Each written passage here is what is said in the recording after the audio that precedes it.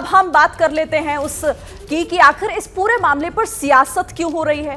वादे दावे और जिस तरीके से उसको लेकर दावे खारिज भी किए जा रहे हैं ये एक तरफ, लेकिन कोर्ट बड़ी खबर आपको प्रतिमा ने दी कि आज कोर्ट में रिपोर्ट पेश नहीं होगी क्योंकि अभी उसे तैयार करने में वक्त लगेगा। लेकिन जाहिर है कि इस बीच जितना वक्त मिलेगा कोर्ट कमिश्नर को उतना सियासत को भी मिल जाएगा। और अब हम सीधे मेहमानों का रुख कर लेते हैं। राजीव जेटली जी, शुरुआत में आपसे ही कर लेती हूं। बहुत सारे इस सर्वे को लेकर 3 दिन में हमने देखा कि कई दावे किए गए, हिंदू पक्ष मुस्लिम पक्ष, लेकिन सियासतदानों को भी एक मौका मिल गया अपनी सियासत चमकाने का। देखिए, सियासतदानों को मौका तभी मिलता है सियासत चमकाने का जब दूसरा पक्ष जो सा होता है वो कहता है कि झूठ जो सच्चाई है उसको ज़मीन के नीचे दबे रहने दीजिए, उसको उजागर मत होने दीजिए, लोगों को पता नहीं चलना चाहिए किस तरीके के अत्याचार इस देश के अंदर बहुसंख्यक समाज के ऊपर हुए हैं। हम तो एक ही बात कह रहे हैं और हर व्यक्ति एक ही बात कह रहा है इस देश का कि भाई जो दूध का दूध है पानी का पानी होना चाहिए। सर्वे की रिपोर्ट आएगी उसमें सब कुछ साफ हो जाएगा, सब कुछ जो धुंधली तस्वीर है वो जनता के सामने आ जाएगी। और ये तो एक संवैधानिक रूप से हो रहा है, कानूनी रूप से हो रहा है। मुझे लगता नहीं इसके ऊपर किसी को आपत्ति होनी चाहिए। जिस तरीके से आपने देखा सुप्रीम कोर्ट में जो जाया जा रहा है वो किस बात के लिए जाया जा रहा है। सुप्रीम कोर्ट में कहा जा रहा है कि सर्वे होना ही नहीं चाहिए, मतलब लोगों के सामने जानकारी नहीं आनी चाहिए थी कि किस तरीके से एक मंदिर के ऊपर मस्जिद बनाया गया। और ये कोई मुझे लगता नहीं छुपा हुआ है, चाहे वो मुस्लिम पक्ष हो चाहे वो कोई और पक्ष हो जो विरोध कर रहा है, उसे ऐसा नहीं है कि उसके पास भी जानकारी नहीं है। उन्हें सब कुछ पता है कि एक मंदिर ही था, इसके ऊपर मस्जिद बनाई गई। और ये बात मैं अगर इसको और डिटेल में बताने की कोशिश करूं तो मसीरे आलमगिरी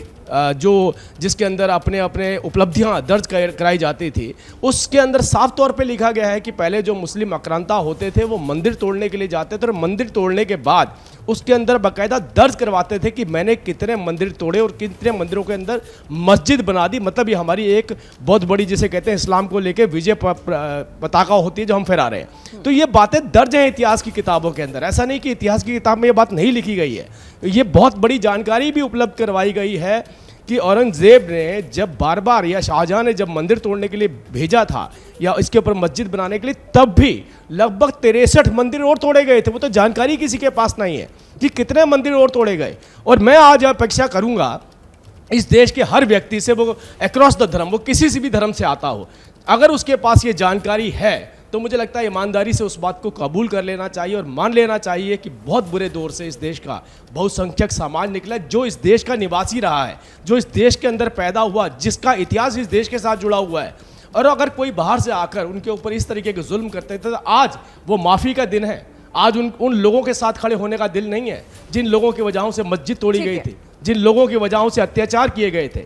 तो हर किसी का फर्ज बनता है, चाहे वो ओवैसी साहब हो चाहे कोई और व्यक्ति हो, उनको बाहर निकलना चाहिए और माफी मांगनी चाहिए कि हम गलत लोगों के साथ खड़े होकर गलत लोगों की बात कर रहे हैं। पीछे आप ही लोग हैं और वो ये भी लगातार कहते रहे कि सांप्रदायिक उन्माद फैलाने का काम, देश को तोड़ने का काम बीजेपी करे। बहरहाल उस पर हम बाद में बात करेंगे। हाजी खान भी मेरे साथ है। हाजी खान जी, आखिर मुस्लिम पक्ष को ऐतराज किस बात का, ये नाराजगी किस बात की? तमाम दावे क्योंकि कहते हैं कि साक्ष्य सामने है तो फिर आप उससे मुंह नहीं फेर सकते, तो इन दावों को खारिज करने की वजह क्या? देखिए मैडम शिरीन, बात यह है कि हिंदुस्तान का इतिहास जो लिखा गया है, उस हिंदुस्तान के इतिहास को लिखने वाले राइटर, तमाम हिंदू राइटर, कल भी मैं सुन रहा था, और वो राइटर लिखते हैं कि हिंदुस्तान में जो मंदिर बने हैं और जो मंदिर लूटा करते थे, खाली मुसलमान बादशाह ही नहीं तोड़ा करते थे मंदिर। पहले बादशाहों की लड़ाई होती थी, जिन मंदिरों में सोने चांदी की मूर्तियां होती थीं वो सारे हिंदू हो या मुसलमान हो या कोई भी राजा हो, क्योंकि संपत्ति की लड़ाई होती थी इसलिए वो सारा लूटा जाता था। और 11वीं शताब्दी में कश्मीर के राजा ने जो एक अपना वजीर बनाया था, उसका काम यही था कि जहाँ जहाँ सोने चांदी की मूर्तियाँ और मंदिर में हैं उनको वहाँ से लूटा जाए, तोड़ा जाए। रही बात यह कि ज्ञान बापी मस्जिद के बारे में, ज्ञान बापी मस्जिद है, मस्जिद थी, मस्जिद रहेगी।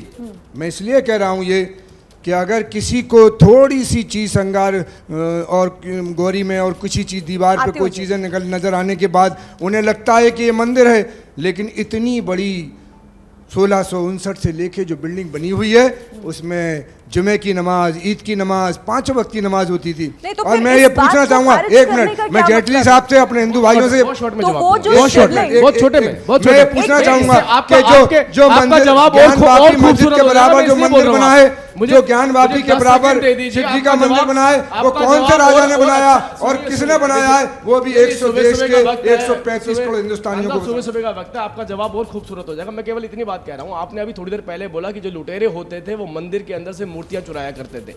मैं मानता हूँ इस देश का कोई भी व्यक्ति उस लुटेरों के साथ कभी खड़ा नहीं हो सकता, उसका नाम चाहे कोई भी कुछ भी रहा हो। अब मैं आपसे पूछना चाहता हूँ, हम कहते हैं खुले तौर पे कि ऐसे लुटेरों का बहिष्कार होना चाहिए।